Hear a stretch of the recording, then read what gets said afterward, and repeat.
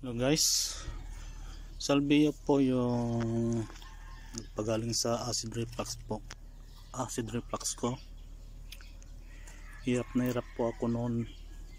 Tapos nagpa-endoscopy pa ako, nakitaan ako ng gas-gas sa bituka.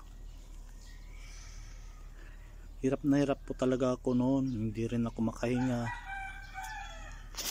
Lagi nila akong tinatakbo sa hospital.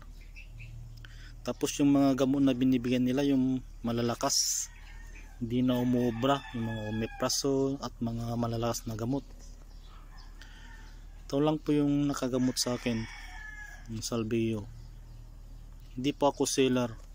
Yan po yung mga nabili ko, yan na po yung mga nagamit ko na po. Totoo po siya, hindi siya fake na nakakagamot po talaga siya ng acid reflux. Lagay ko na lang po yung link kung saan ko po binibili. Salamat.